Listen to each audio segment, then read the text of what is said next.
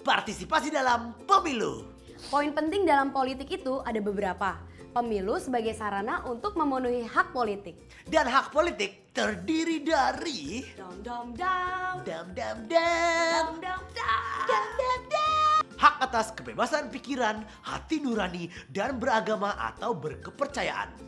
Hak untuk bebas menyatakan pendapat, informasi, dan ekspresi.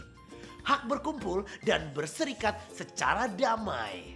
Hak berpartisipasi dalam pemerintahan dan pemilihan umum serta hak atas pelayanan umum.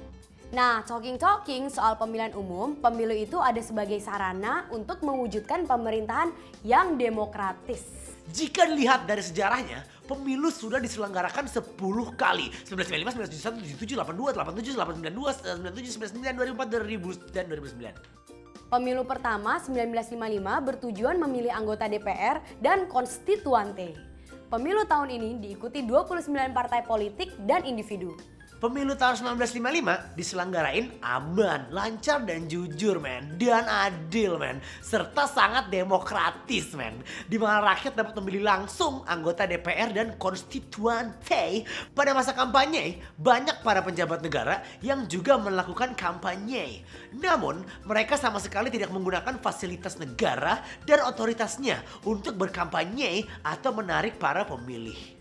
Setelah peristiwa gerakan 30 September 1965, pemerintahan Orde Lama digantikan dengan pemerintahan Orde Baru.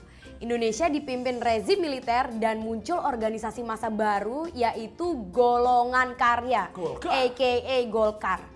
Golongan buatan Soeharto berhasil memperoleh suara terbesar pada pemilu pertama di masa Orde Baru yaitu 1971. Pada pemilu ini hanya 9 partai yang mengikuti pemilu. Pemilu semakin diatur oleh pemerintahan militer Soeharto dan keluarlah Undang-Undang Nomor 3 Tahun 1975 tentang penggabungan atau fusi partai politik menjadi hanya 2 partai politik yaitu Partai Persatuan Pembangunan PPP dan Partai Demokrasi Indonesia PDI serta 1 organisasi massa yaitu Golkar. Maka dalam kurung waktu pemilu 1977, 82, 87, 92, 97 kita hanya mengenal partai PPP, PDI dan Golkar. Golkar kerap menang dalam 5 kali pemilu dikarenakan anggota Golkar semua pegawai negeri juga pegawai pemerintahan Indonesia. Pemilu 1999 ada di bawah kepemerintahan mantan Presiden B.J. Habibie yang menggantikan Soeharto setelah mundur pada 1998. Di masa pemilu ini muncul hingga 48 partai politik. Golkar berubah menjadi partai politik. Di pemilu 1999 muncul 5 besar parpol yaitu PDIP, Golkar, PPP, PKB, PAN. Sebelum pemilu, Presiden Habibie membuat komisi pemilihan umum yang bertugas memantau, mengkoordinasi, dan memastikan kelancaran penyelenggaraan pemilu sesuai dengan prinsip jujur, adil, bebas, dan langsung. KPU terdiri dari wakil partai politik dan pemerintahan. Wow. Nah, melanjutkan evolusi pemilu pada tahun 2004 merupakan pemilu pertama di mana para peserta dapat memilih langsung presiden dan wakil presiden pilihan mereka. Pilpres terjadi dalam 2 putaran dan keluarlah 3 besar pemenang pemilu yaitu PDIP, Golkar, dan Demokrat.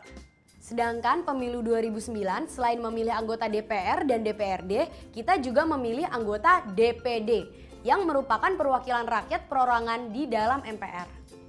Pemilu presiden sudah di depan mata men. Jadi siapa ya kira-kira calon pemimpin baru kita? Siapa ya? Aku dong, aku mau gue. dong, aku mau dong, aku dong. Jeng jreng.